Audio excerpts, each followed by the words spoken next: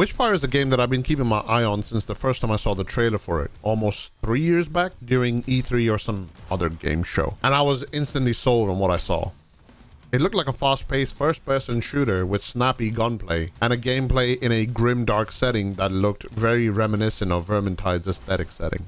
Fast forward a few years and the game finally released last week, but it turned out to be an early access release instead of a full title, and it is currently out exclusively for the Epic Game Store. We don't know if the game is planned for Steam and consoles eventually, but given that the game is made in Unreal Engine 4, it might just snake its way across to consoles eventually as well. After all, the game is in early access with only 2 levels currently available anyway. The game looks visually stunning, although personally the bloom can be a little bit too much on some occasions, especially given that the maps are laden with so much fog too, so adjusting your settings accordingly is definitely recommended. What I expected is not exactly what I got, but this isn't necessarily a bad thing. I was expecting Witchfire to be similar to Doom 2016 in terms of the fast-paced FPS nature of the dodging and weaving between enemy attacks while dishing up pain of your own. And to be fair, it's exactly that in terms of the gameplay mechanics. What I didn't expect Witchfire to be was a roguelite with some similar mechanics as the Soulsborne games, such as when you die you lose your currency, but you can reclaim it back on your next run. I expected a single-player campaign with a linear progression system similar to Doom, but I was pleasantly surprised when I saw it was a roguelite. So, if you're not a fan of roguelites, this game may potentially not appeal to you. I still urge you check it out, whether videos or streams of it, because the gameplay loop for it is pretty solid enough that you might overlook the whole roguelite nature of the game. I definitely did. You start out with a simple hand cannon, and with each successful event you complete per expedition, you earn the currency called Volatile Witchfire, which translates to souls in Dark Souls or whatever other Soulsborne, to be honest. Upon successful extraction, you are able to spend that currency for leveling up your skills into 6 trees that are currently available, with the premise that more trees and upgrades will be made available down the line as the game goes through further development. The witch deploys more units or traps or reshuffles the map with each point spent so that each level up is proportional to the difficulty to avoid having you outscale the enemies and invalidate the difficulty.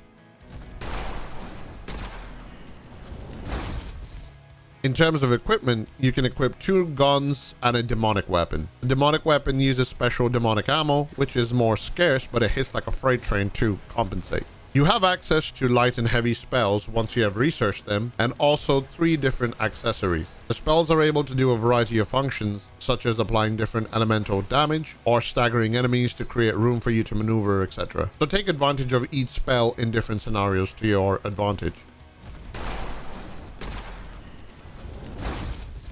To unlock new weapons, you need to be at least level 3, which you get by spending the Volatile Witchfire to buy at least 3 upgrades for your stats. Once you are level 3, you are then able to perform research by interacting with a mirror that unlocks at that level. This allows you to start 2 researches at a time to unlock either weapons, spells, accessories, or materials to upgrade your weapons, but I'll explain that in a bit. There is a timer associated with research, which by the looks of it, you can either speed up the research time by spending gold coins that either randomly drop during your expedition runs, or you can just wait for it by doing more expeditions. Each research has a timer associated with it, and it looks like the timer only ticks down when you're in an expedition, so you can't just idle away in the town. All your weapons can be upgraded from tier 1 to tier 3, and each tier has set prerequisites that you must complete in order to move to the next tier. For example, in order to upgrade the shotgun from tier 1 to tier 2, it requires you to get 100 kills, complete 80 first Mysterium actions, and unlock the second Mysterium via research. In the context of Mysterium actions for the shotgun, that would mean shooting enemies with the shotgun ready, since it applies knockback to kill shots and burning explosions to non-lethal shots, which should technically satisfy that requirement.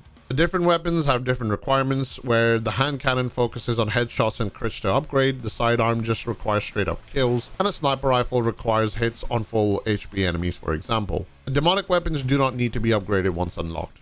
The combat mechanics are fairly simple and straightforward, but everything is designed to complement each other. The main movement mechanic involves stamina. Sprinting, dodging, double jumping all cost stamina, as does getting hit. Stamina recharges over time and by getting kills and absorbing Volatile Witchfire from wounded or dead enemies. If you run out of stamina, you become tired. Spending stamina while you're tired makes you exhausted and weak, which in turn makes you take extra damage and unable to use your abilities effectively. Your dodges are minimal and your double jump barely gives you any height. If you can get multiple kills without getting hit, it upgrades your maximum stamina. And once you hit maximum stamina, you enter a focus state. If you dodge during the focus state, you can briefly see the enemy's soul, which when shot staggers them and makes them susceptible to extra damage. The soul usually spawns somewhere around the enemy unit and disappears after a second, so you have to be quick to hit it. The combat with the weapons is straightforward with shooting, reloading, and aiming down sight and switching between different weapons. Bear in mind, you have 3 different range zones in Witchfire. Closest for like the sidearm is shotgun, medium is like your hand cannon, and long range would be your sniper rifles, etc. Trying to shoot a faraway enemy with a hand cannon will result in you wasting ammo and doing minimal damage. And remember, you have limited resources too. You can replenish ammo by finding it in iron chests scattered throughout the expedition, but it does mean you will have to be economical with your ammo count. You have access to melee and spells too. Spells are regenerated by absorbing Witchfire. One pain point that I definitely found is that I tend to run into ammo issues, especially if I have to deal with a Calamity or 2 as well as dealing with elites. I feel that there should be an ammo upgrade system, or ammo should drop a little bit more frequently from enemies when you're fighting so many and have no other way of replenishing it. I put in a few points into luck, but I haven't really seen an increase in ammo drops yet, but perhaps it just needs a few more upgrades.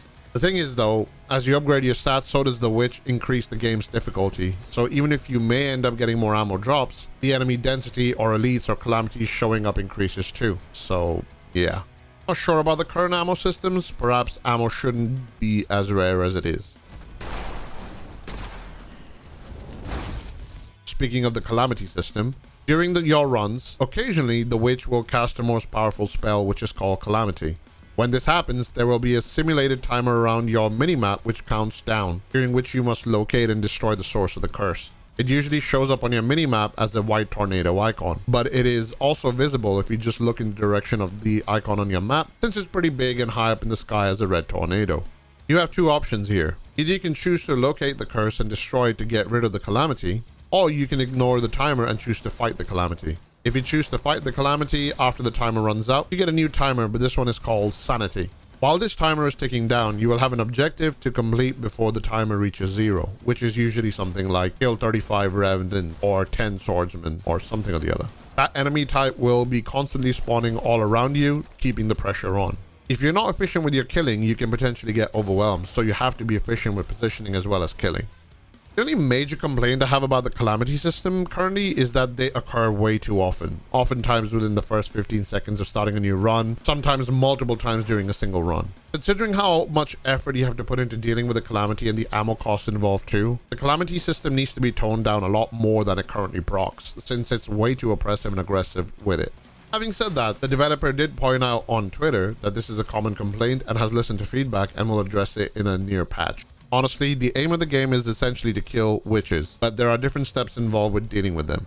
The first level, being the tutorial level sorts, requires you to kill the witch's familiar before you unlock the next level. Over time, more levels will come out and the game will continue to get fleshed out with new skills and weapons too. I think the game has a lot of potential, and if you're a fan of fast-paced shooters, roguelites, and Soulsborne style games, this should definitely be something you consider getting your hands on eventually. While this is an Epic Games Store exclusive currently, and I know a lot of people are not happy about that, even in this day and age, we don't really know if it's a timed exclusive or not, so maybe down the line it comes to Game Pass, or Steam, or consoles. I hope you enjoyed this video. Give it a little thumbs up if you enjoyed it, or down if you didn't.